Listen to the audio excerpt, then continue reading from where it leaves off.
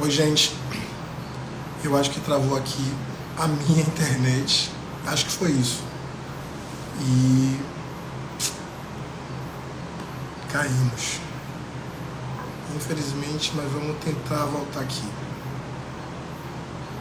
Já falei com o Tata Landê. Ele tá voltando. Poxa, que pena. Eu dei uma travada aqui, eu não sabia como reagir. Sou um pouquinho ruinzinho também com algumas tecnologias, mas estamos voltando aí. Espero que não volte a acontecer isso de novo. Mas enfim, me contem aí, não sei quanto tempo a gente vai conseguir ainda ficar, mas se tiver alguma pergunta, escrevam aí, de repente dá para fazer alguma perguntinha ainda para o Tata Landê, antes de encerrarmos.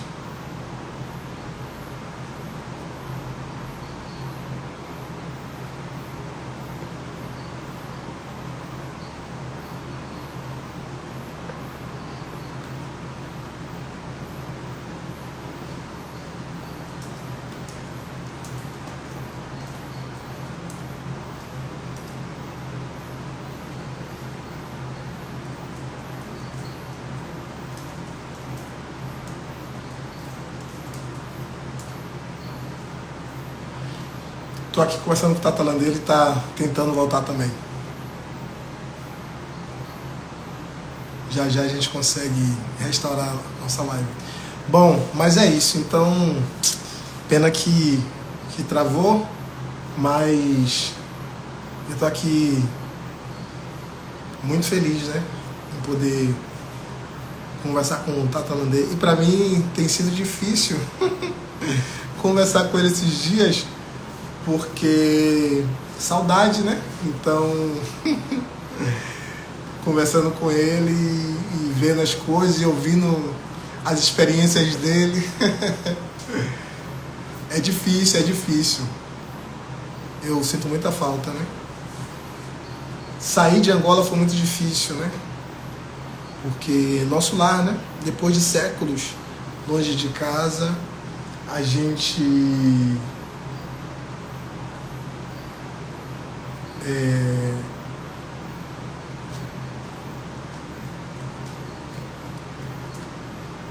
depois de séculos longe de casa poder voltar quando eu voltei, né? Então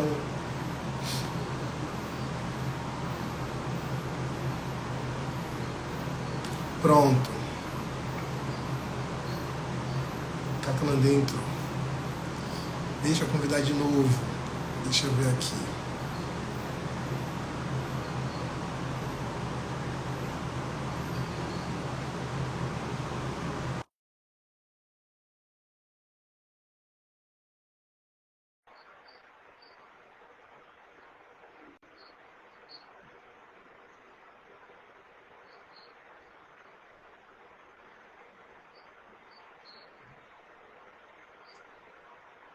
Pronto.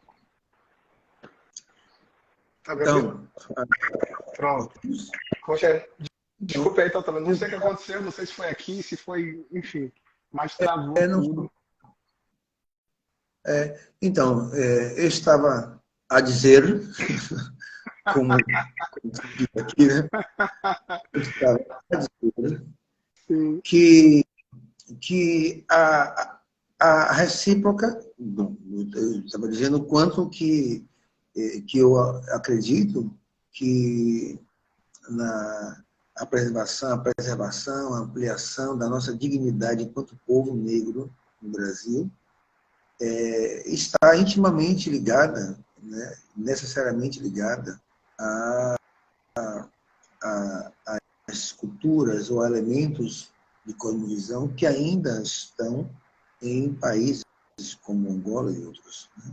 Mas eu também dizia que a recíproca é verdadeira também, no sentido de que a diáspora produziu também as suas senhas, né? Produziu também as suas configurações e os seus modos de preservar coisas que nem mesmo em África você encontra. Então, Exato. já tivemos essa oportunidade de encontrar em contato com africanos ligados aqui, não africanos, digamos, qualquer, mas pessoas africanas ligadas à pesquisa, ao conhecimento, à valorização, ao resgate, à manutenção de conhecimentos tradicionais, de conhecimentos, seja do ponto de vista do imaterial, né? Ou sobretudo desse ponto de vista imaterial, ritos e cânticos e procedimentos outros que têm a ver com essa conexão do ser humano com as energias cósmicas e tal. Então, nós já tivemos a oportunidade de em contato com pessoas com essa consciência, né, admirar que nós mantenhamos aí determinados elementos. Então, porque isso é justamente a senha, né, o sinal, né, a prova, né, do quanto o nosso trabalho, o nosso esforço no Brasil tem sido também importante nisso, na preservação de um conjunto de elementos de divisão de mundo que se pode, né, carimbar, não sei, mas como é que eu vou dizer, designar de elementos de origem africana, né, ou de uma africanidade. Então, por isso que eu acho que esse, voltando, né, e reforçando aquela coisa do compromisso, vai ser sempre maior quando a gente retorna da percepção dessa nossa ligação, da percepção da necessidade dessas conexões entre diáspora e o continente africano. Quando a gente retorna para o país, no meu caso, né, sempre mais comprometido, né? Fundamentalmente fundamentalmente os caminhos do povo angolano estão na mão deles, óbvio, como os nossos está na nossa. Então a luta do povo negro no Brasil ela é fundamental. Não esqueçamos que parte fundamental dos eleitores que deram a vitória ao presidente atual, Luiz Inácio Lula da Silva, foram pessoas negras. E o que essas pessoas querem é esse respeito e essa conexão com o continente de origem. Eu estou aqui impressionado e feliz, né, com a sua fala e com essa sua última fala especial, porque é tão bom quando a gente entende, e eu vi de uma autoridade, né, que é Tata Landê, falar sobre essa nossa legitimidade aqui na diáspora, de fazer nossa africanidade a partir dos elementos que compõem a nossa história dentro dessa nova reconfiguração, dentro dessa nova configuração que a gente está, né, que perfaz a nossa vida, né? Então, esses elementos que nós trouxemos, que foram trazidos, né? Eu gosto muito sempre também de falar, que foram trazidos conosco, porque nossa relação com a diáspora não é uma relação romântica. Nós viemos de África, não. Nós somos trazidos de África, né? Contra a nossa vontade. Então, eu gosto sempre de falar que nossos corpos, eles não entendem essa noção romântica que muita gente faz, né? Da gente como nós viemos. Nós não viemos, nós somos trazidos, né? Então, nós fomos trazidos para a diáspora e na nossa bagagem, que não era uma bagagem, né, física necessariamente, a gente trouxe nas nossas memórias que foram repetidas a partir dessas novas histórias, dessa terra nova, né? Dessas plantas novas, desses animais novos. E a gente teve que recomeçar a nossa história africana numa terra diferente e, obviamente, que a nossa reconfiguração ela vai estar aqui com o que a gente tem na nossa mão, né? Eu costumo falar um pouco, Tatalandê, sobre a minha impressão também, sobre algumas comidas especificamente, né? Eu estava uma vez em Luanda, no município de Viana, e aí de repente eu estava andando nas ruas e tal, E eu vi uma banquinha de comida assim na rua e tinha uma iguaria. E quando eu olhei aquilo, eu tomei um susto de pamonha, a nossa famosa pamonha de Carimã. Muita gente que não é da Bahia não vai saber o que é. Mas é porque muita gente não entende a palavra pamonha, mas aqui na Bahia, pamonha tem dois tipos, né? E é o tipo que só tem aqui, que é a pamonha de Carimã.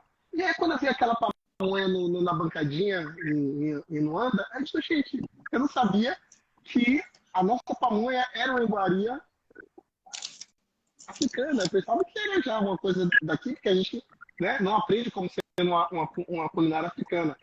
E aí, depois eu fui, né, aprender com o tempo que a nossa pamonha aqui em Angola se chama de quicuanga.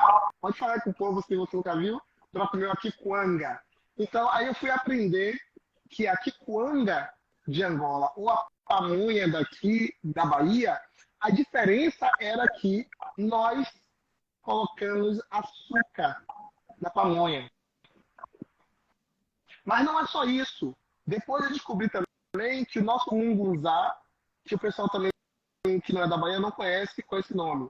Chamam de outros nomes. Mas aqui a gente tem a iguaria chamada mungunzá. O mungunzá que tem em Angola, a diferença do mungunzá em Angola para o mungunzá daqui da Bahia é que aqui a gente coloca açúcar.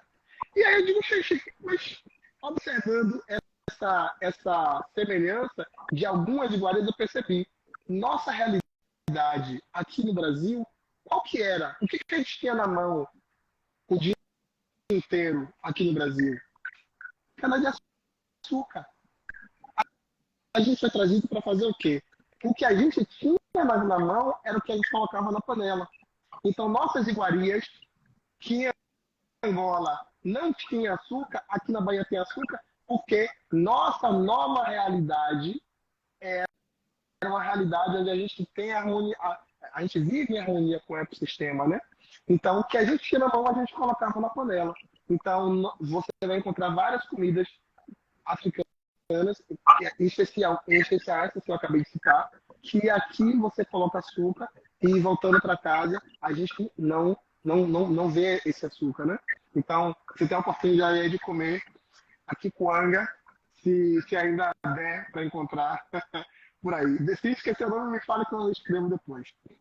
Então, ouvir esse seu relato dessa continuidade nossa, a partir da nossa própria relação com a nossa existência aqui, é muito importante. Eu agradeço muito por isso também. Tata Landê. Eu só queria pontuar uma coisa. Eu queria pontuar uma coisa assim.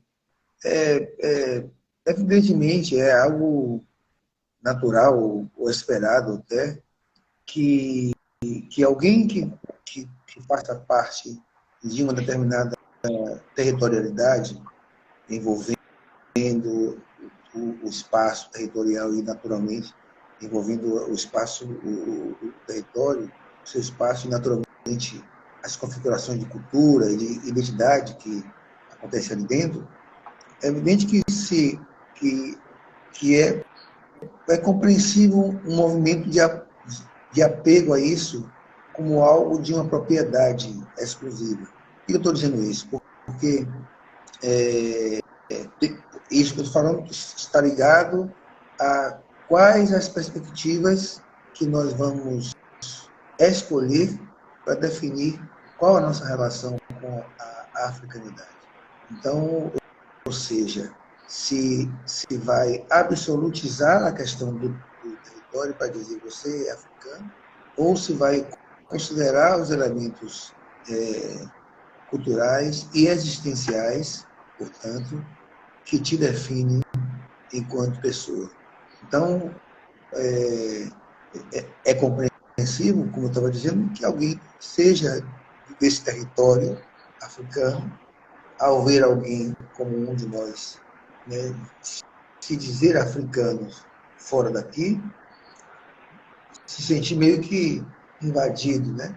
Eu já tive esse diálogo aqui com com alguém e já tive em outros momentos aí no Brasil. Né? E a minha posição é a mesma. E, de certo modo, não poderia ser outra. Porque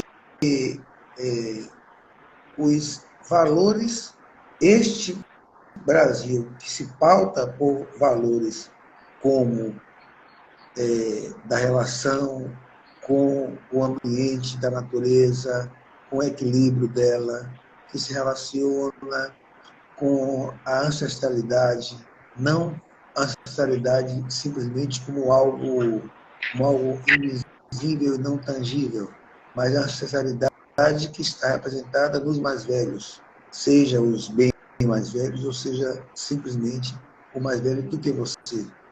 A ancestralidade que está representada, por exemplo, ou reconfigurada nas nossas práticas ritualísticas do candomblé, quando a gente tem diante de nós uma pessoa mais velha, mais nova em idade, muito mais nova às vezes, mas, entretanto, considerada mais velha na perspectiva da sua iniciação naquele mundo.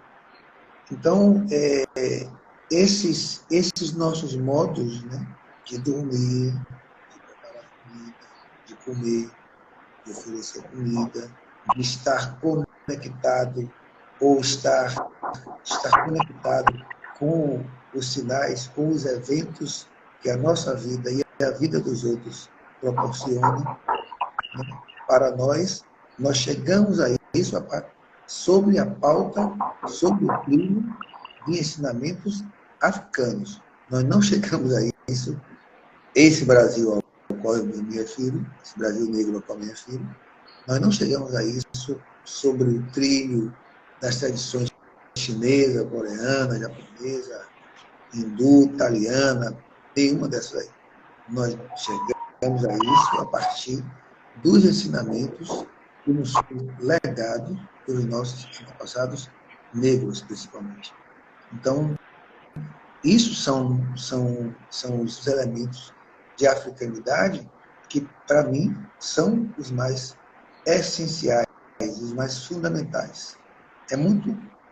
É ainda comum, né, que nós nos deparemos com, por exemplo, uma professora, cheguei num evento, tinha uma professora angolana, e alguma situação que houve lá, em que ela explanava, né, de um modo muito senhora de si, como deveria ser, mas apontando numa direção que me pareceu equivocada, porque assim, o modo como ela dizia era, não, porque nós, angolanos, ou africanos, não lembro da expressão, porque nós temos várias mães, nós não temos uma mãe só. Veja, eu considero, por um lado, natural que a desinformação dessa pessoa sobre o nosso universo negro, enquanto população, ou ainda mais especificamente enquanto praticantes de religiões tradicionais, já nos leguem, já nos deem essa perspectiva de que nós não podemos ter uma mãe só, ou o fato de que não temos uma mãe só. Então, alguns elementos que são, digamos, vou usar essa expressão, afinal eu sou poeta, alguns elementos apontados contra nós, são apontados contra nós como se nós não estivéssemos, quando, na verdade, séculos nesse país, no Brasil, né, morrendo para defender estes valores que, séculos depois, alguns africanos, digamos, mais afoitos, né, africanos, neste caso, que eu estou me referindo, nascidos no continente, não africanos no sentido de apropriados de valores e princípios que podemos identificar de um modo mais geral em África seja cidade do Cabo ao Maghreb, do Chifre da África ao Benin. Então, isso é importante. Por isso, mais uma vez, eu reforço a importância da nossa luta no Brasil, porque é a luta para... tem esse termo agora que a academia, muitos de nós usam, que eu acho apropriado, né? Rasurar, né? Ou seja, a nossa luta no sentido de que, ao potencializar as nossas existências e ao ampliar as nossas possibilidades intelectuais, econômicas, educacionais, nesse país chamado Brasil, isso fatalmente vai levar a um conhecimento mais real de africanos nascidos no continente do que nós somos. E, e do quanto nós somos eles próprios. Inclusive. Você viveu isso e eu também tenho vivido. As pessoas, às vezes, me pedem carteira de identidade. Aí eu digo passaporte, meu companheiro, não sei. Quer dizer, eu sou daqui, mas não moro aqui. Sim, exatamente. Gostei dessa resposta. Tata, essas percepções de identidade, elas têm sido confrontadas, né? Vai depender também muito da percepção das pessoas, né? Sobre a conjuntura, inclusive, atual que a gente vive, né? A gente, por exemplo, se a gente for parar para ver o que tem acontecido, vou dar dois exemplos, né? Aqui no Brasil, aqui em Salvador, em 2018, recebemos um soberano iorubá, que chegou aqui na Bahia para documentar, assinar documentos, inclusive, né, com as autoridades da Bahia, reconhecendo nós como filhos iorubás, como terra iorubá, como descendentes de iorubás legítimos. Então, o maior soberano da Iorubalândia esteve aqui para dizer, olha, vocês não são órfãos, e eu reconheço vocês como meus filhos, e isso é oficial. Quer dizer, hoje a gente não pode se chamar mais de órfão, né? Temos pelo menos um soberano que oficialmente reconheceu a gente como um povo iorubá. Mas isso estou falando de agora, 2018. O Oni de Leifé esteve em Salvador agora, esse ano, tem um mês, tem menos de um mês que ele estava aqui de novo. Sabemos que Gana é um país que desde a década de 60, não sei se eu estou bom de história, mas o Cota com certeza sabe também sobre isso. Gana, desde Kwame Nkrumah, tem recebido, tem estimulado o nosso retorno para casa. Né? Esse retorno que o Cota está fazendo agora em Angola é algo que Gana estimula desde a década de 60, mais ou menos. E um movimento constante. Agora, 2019 foi um ano fortíssimo, que Gana, mais uma vez, fez uma campanha, né, sobretudo nos Estados Unidos, né, para o retorno do nosso povo para casa. E você vai encontrar esse movimento um pouco mais fraco em algumas outras regiões do continente. Mas, enfim, eu estou comentando sobre isso porque a gente tem sido exposto cada vez mais a esse, né? Opa, eu tenho um lar de fato, né? Então, eu acho que esse movimento de voltar para casa, que eu tenho experimentado com outras pessoas além do Tata, né? Que tem voltado tanto para a Nigéria quanto para o Benin e agora para Angola, isso eu acho que vai crescer muito mais, tá? Inclusive, falando de Angola e desse retorno, houve alguns movimentos de retorno para a África, para regiões, sobretudo Nigéria, Benin, Gana, mas também houve um movimento de retorno para Angola, né? De alguns africanos aqui do Brasil para Angola. E a gente vai ter algumas pessoas conhecidas aí em Angola que são descendentes desses retornados, né? Então, Não sei se o Cota falou. Cota teve com as Bessanganas da ilha de Luanda, não foi? Não, não, veja, como eu disse, algumas pessoas, duas pessoas que são mais velhas aqui, Uhum. decidiram, quiseram celebrar a minha presença aqui. Ótimo. E celebrar nessa perspectiva de que é alguém que retorna para aqui. Foi curioso, porque algumas das pessoas que estavam presentes, até então, eu tinha como cristãs, né? E são, de fato. Né? Mas certos gestos, né? Certos comportamentos, aí no Brasil, pelo menos, nós associamos a uma pessoa que é praticante das religiões de matriz africana, Uhum. né? Mas, basicamente. Então, isso foi algo específico promovido por algumas pessoas não bessanganas em Sim, relação à minha presença aqui. que maravilha. Eu citei as Bessanganas porque tem algumas pessoas que, inclusive, tem uma. Eu esqueci o nome dela agora. Que ela é descendente de um africano que voltou daqui do Brasil, que voltou para Angola. Tem também um cota, um cantor famoso, Carlos Buriti, que também é descendente de um retornado que voltou do Brasil aí Quem? para. Inclusive, esse nome vem daqui, né? Ele faleceu há poucos meses. Pronto. Olha que eu não estava não Exatamente. tava acompanhando isso.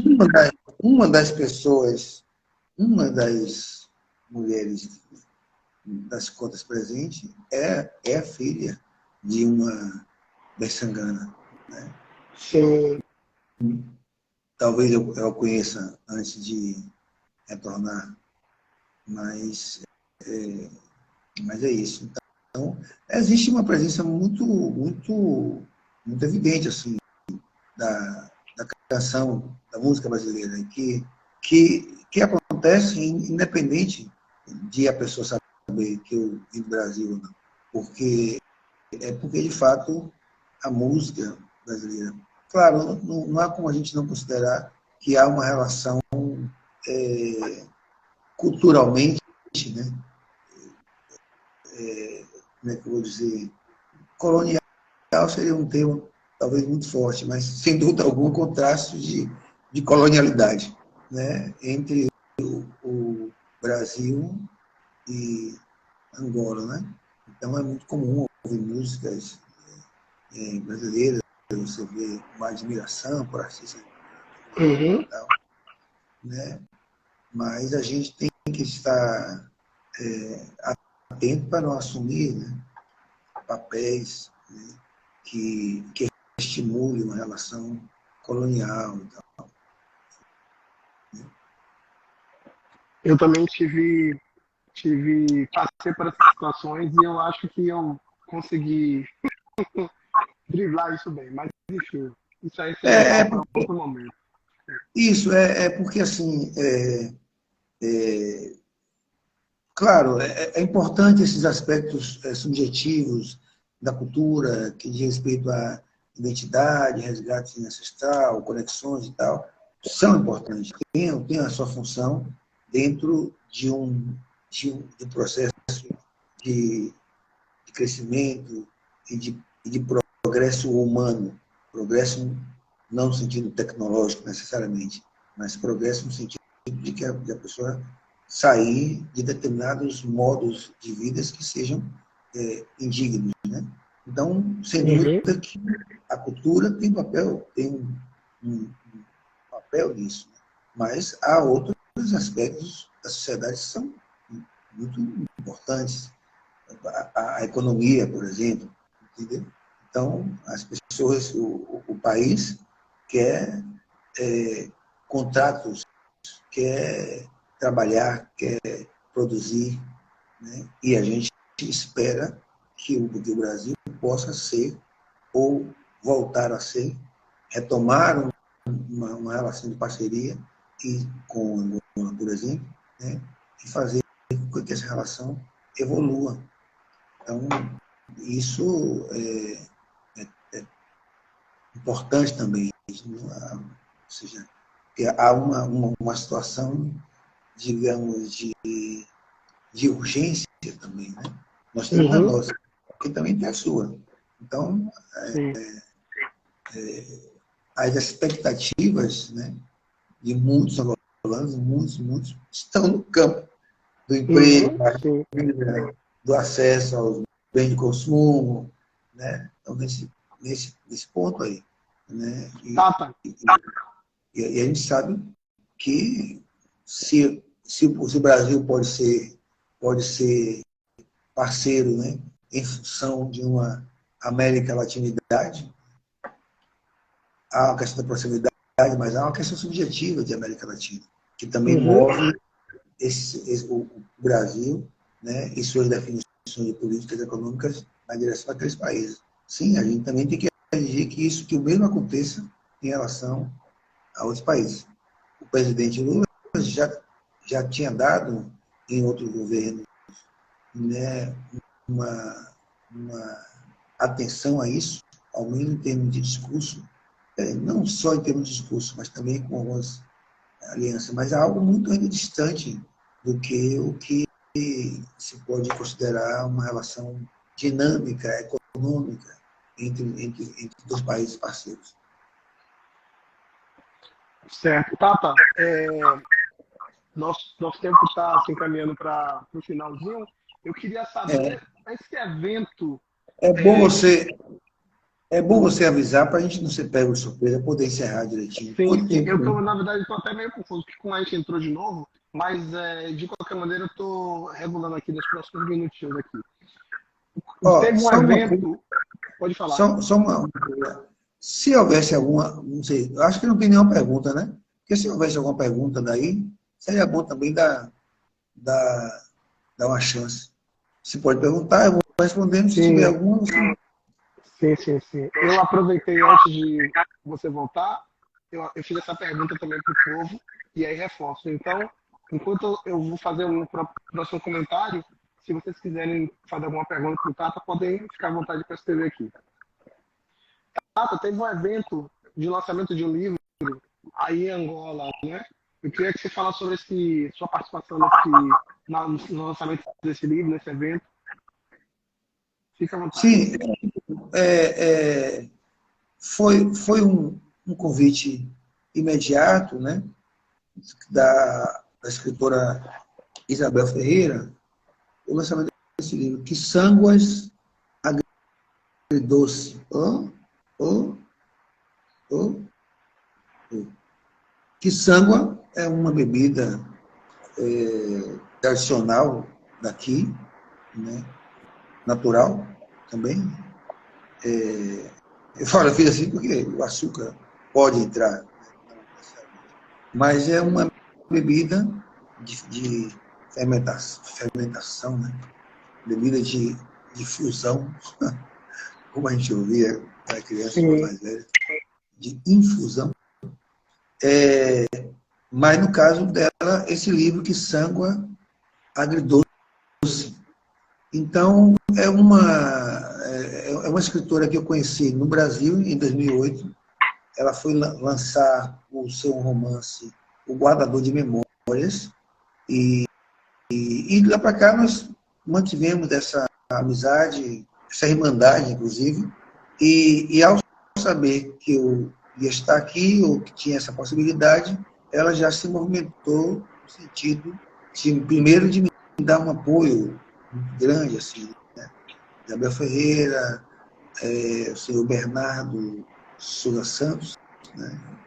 Também conhecido como Nito Souza Santos, e Banda Carapichoso. Então, são pessoas que se movimentaram no sentido de me dar um apoio que foi essencial, está sendo essencial para estar aqui. E Isabel, então, não tinha a perspectiva de lançar o livro aqui, mas aconteceu, né? Como outras conexões que foram acontecendo ao longo da programação rápida dessa vida até aqui. Então, foram conexões que foram se estabelecendo, né? E que, obviamente, nós lemos essas conexões com, na perspectiva ancestral, né? De que, né, pode haver, no caso, houve, né, essas conexões que meio que são mãos invisíveis, né, que nos conduzem de um modo seguro e às vezes célere ao nosso destino. E então ela me convidou para estar na mesa. Isabel Ferreira é uma escritora muito intensa, então ela leva Uhum. do Guardador de Memórias, que é um livro sobre o cotidiano de algumas comunidades familiares, narrativas de pequenos, como pequenos contos encadeados, mas que traz à tona muito o modo de viver, né? O modo de viver tradicional, né? E elas faz muita questão de mergulhar nesse mundo, seja com palavras, trazendo palavras de línguas nacionais para Uhum. pontuar, colorir a sua narrativa, como também traz histórias que envolvam procedimentos, ritos, modos de ser mais ligados a uma cultura tradicional e ancestral. Eu lembro que nesse Matador, por exemplo, tem um capítulo 2 que ela, a pessoa que narra, né, descreve fatos em torno de xinguilamentos, né, que é Uhum. comparando a nossa incorporação, né, quando a pessoa incorpora outras energias ancestrais e tal. Né? Nesse livro, isso também é feito por ela. É feito Sim. através de palavras, de termos usados, mas também de sentidos que ela incrusta nos poemas, né, para dar ao poema uma perspectiva que quem vive percebe de um modo mais fino a poesia daquilo. Né?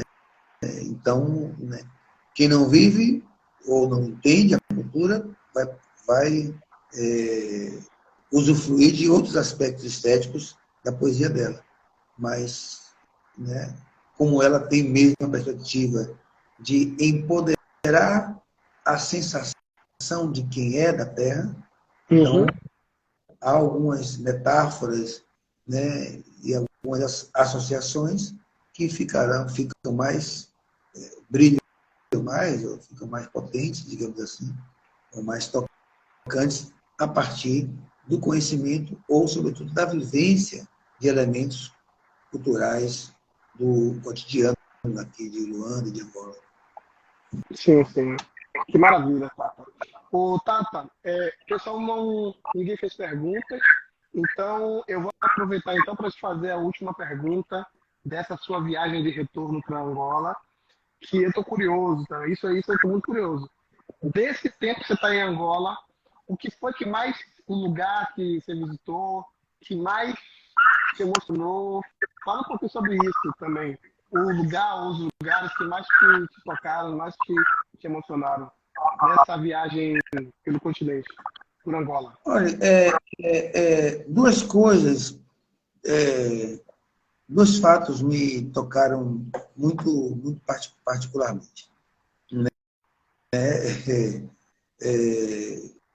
Um foi um guarda, um policial de trânsito, né, que parou o carro em que eu estava com o meu amigo, né, que é alguns anos mais velho do que eu.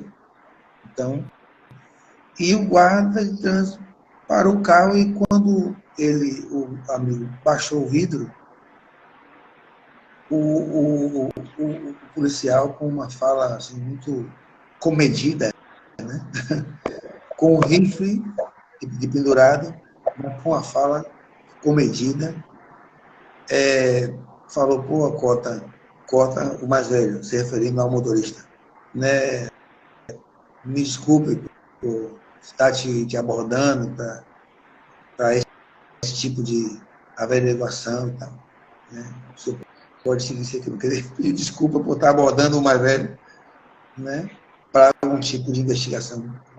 Se não era uma coisa ostensiva, e não se está procurando um carro, alguém que assassinou, era uma blitz, vamos dizer de rotina.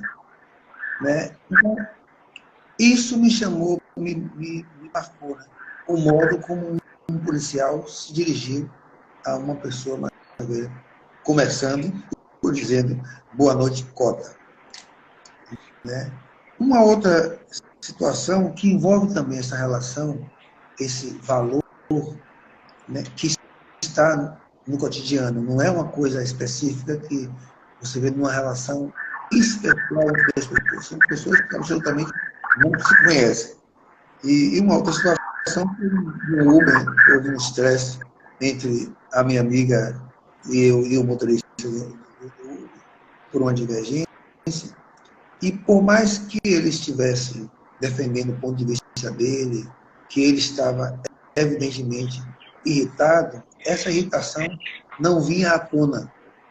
Sim. O tempo inteiro ele dizia, madrinha, por favor, deixa eu falar. Madrinha, madrinha. E a minha amiga, eu confesso, às vezes também passou dos limites na cobrança das coisas e tal. Né? Mas ele, como ela era mais velha que ele, obviamente, então ele o tempo inteiro buscando contornar e sempre colocando o termo, a referência, madrinha, madrinha, e obviamente ela não era madrinha dele no sentido em que nós temos esse termo madrinha aí. Então, dentro dessa Luanda veloz, com os seus contrastes, ainda com marcas,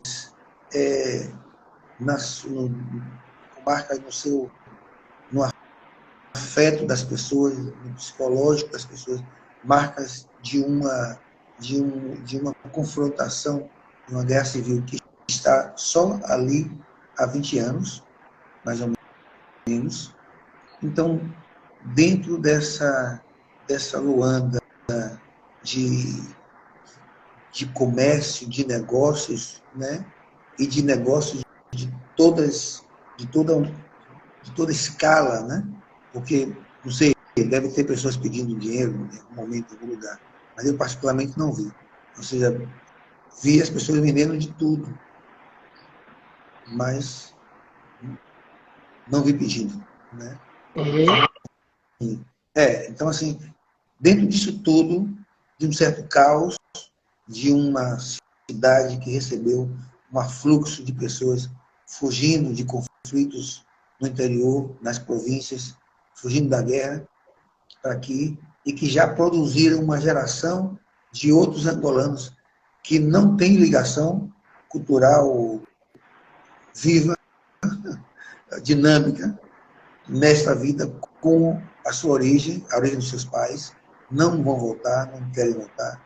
Então, dentro dessa cidade, sabe, com graus de tensões os mais diversos, você tem ali um guarda com um rifle pendurado, pedindo desculpa a um cota porque o abordou naquele momento, naquela hora.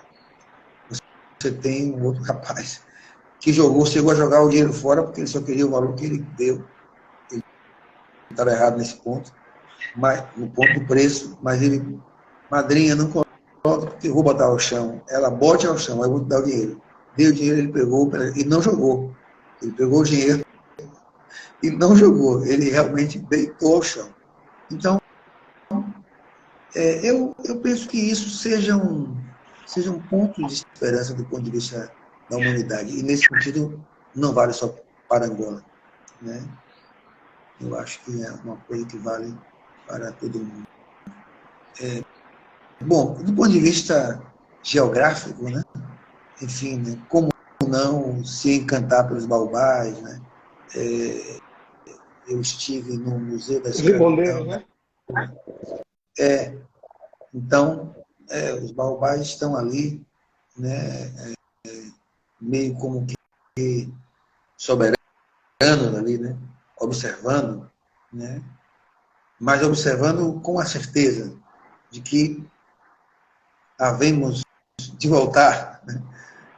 Havemos de voltar a determinados modos de vida que, né, possibilitem às pessoas, né, termos de dignidades mais dóceis, né, menos massacrados, né? Então, é isso. E mais recentemente, né, estive no Malange, terra da Injimibande, terra da Matamba, onde também o nome dela, né, pulula nas escolas, nas, né, praças, estátuas e tal, e tive a oportunidade de ir nas quedas de Calandula, que é um espetáculo da natureza muito incrível. Mas, enfim, né, essas coisas, né? E uma coisa, só para finalizar, o momento que me tocou particularmente foi no lançamento do livro de Isabel, quando um cantor tocou uma canção que eu encerro aqui também, né, o que eu poderia falar, é uma canção muito conhecida e cantada em Angola, gravada por Rui Mingas, e o refrão diz: os Tata, meninos. Tata, você vai cantar a música? Não, eu só vou falar o refrão. Ah, tá, fica à vontade. Não, é os meninos em volta da fogueira vão aprender coisas de sonho e liberdade. Vão aprender como se ganha uma bandeira e quanto custa o valor da liberdade, ou quanto custou a liberdade. Então, foi muito interessante ver esse importante, ver esses versos cantados por um jovem,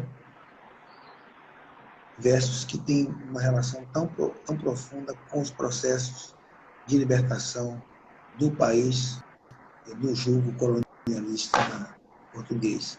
Então, ver isso em uma outra ponta do tempo foi algo muito emocionante. Tata, da sua última fala, eu tenho um monte de coisa que eu queria falar sobre isso. Só que eu vou só para os agradecimentos mesmo. E eu perguntei se ia cantar aquele trecho, porque já que Tata não arriscaria cantar essa música, tem uma outra música que Congo, lembra ainda como canta, Tata? Em que qual é? Aquela cantiga das nossas aulas de Kikongo. Eu não cheguei a A, a, aprender, eu não cheguei a aprender a cantar lá não, mas o Tata de, aprendeu a cantar bem. a de Tetalando, né? Isso. Então, Tetalando, lembra aí um pouquinho? Então, Pintoio. então eu vou fazer o seguinte, eu vou fazer os agradecimentos e vou deixar o Tata encerrar a live cantando essa cantiga em nossa língua Kikongo. Gente, foi um prazer. Mais uma vez eu Ngandala Kusakidila, Tata Nandeonawale. Mais uma vez eu queria agradecer a Tata Nandeonawale, nosso Tata Chicaranjoma do terreiro Onimboiá, escritor com alguns livros, né, publicados e de altíssimo valor, nosso grande poeta. Dizer que tem alguns anos que eu comecei a escrever poemas também, Tata, e, né, depois desse contato, cada vez mais contato, eu tô começando a pegar gosto pela coisa. Quero ver, quero ver. Sim. E agradecer pela parceria da Calunga Idiomas com o Yorubanto e também com os cursos de línguas africanas do NUPEL, da UFBA, né? Então, é uma parceria que a gente está fazendo para fazer essa live em celebração a esse momento de retorno de um dos nossos mais velhos, né? Uma das nossas referências africanas com o Mundongo, aqui da Bahia, que retorna para o continente. E dizer mais uma vez que eu estou emocionado e feliz, né, com o seu retorno para a nossa casa, para o nosso lar. Agradecer mais uma vez, né, essa história que já tem, né, tem quase 30 anos que eu conheço o Tata. Tem história, história lá atrás, hein, Tata? E feliz por poder compartilhar alguns momentos dos nossos cursos de Kikongo, né? Que inclusive a gente vai poder celebrar um pouquinho agora ouvindo o Tata cantando um pouquinho uma de nossas cantigas do curso. E agradecer a todo mundo, ao público que esteve com a gente durante essa mais ou menos hora e meia. E é isso aí. Muito obrigado, Tata. Boa estada na nossa casa em Angola. E quando vier para o Brasil, que retornar, seja retornando, né? Quando vier para o Brasil, seja bem-vindo também. Tá certo? Muito obrigado, gente. E Tata, a palavra é sua. Poxa, olha, eu vou... Bom, vamos lá. A canção chama Intoio, do Tupalanga. Eu me fui ensinado no curso pelo Lenlong Mahamba Hansa, que Intoio é um pássaro que, resumidamente, né, esses pássaros, as pessoas se afastavam dele quando ele começava a cantar. Isso também era um tipo de metáfora para as pessoas, para determinadas pessoas ou grupos de pessoas oprimidos por um outro. Então, ao mesmo tempo, ele cantava o pássaro, ele era a voz do pássaro, e ele era a voz, por exemplo, de um bacongo que se sentia, né, digamos, oprimido ou discriminado entre outros grupos. Então, meio que o pássaro pergunta: por que você se afasta quando eu canto? Né? E diz mais ou menos assim: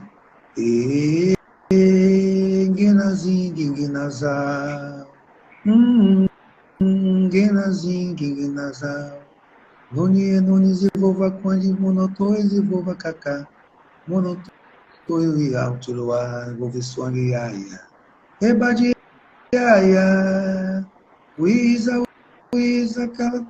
Akoi Yaya, Engana Bampuda Bataquio. Ele pegou desprevenido, né? Mas, enfim, para não sair por baixo, tem uma canção de Felipe Mukenga, que Djavan gravou há muitos anos atrás. Foi a primeira vez que eu tive um contato assim, que me tocou mais profundamente com uma canção. Então, vai uma canção cantada de um modo mais razoável. Que diz... Uau, fugiu. Ngasaki de lá, engana Zambie, Invula Isaquia Begeni, Imaga Kunu e o Kulakia, Onda de Avula e o Kulakia, Lelelele, Ngasaki de lá, engana Zambie, Invula Isaquia Begeni, Imaga Kunu e o Kulakia, Onda de Avula e o Kulakia. Gasta aqui de lá, gasta aqui de lá. Gasta aqui de lá, tá. Gente, muito obrigado. Gasta aqui de lá que eu vou. Até mais, gente. Muito obrigado. Boa noite. Obrigado, gente.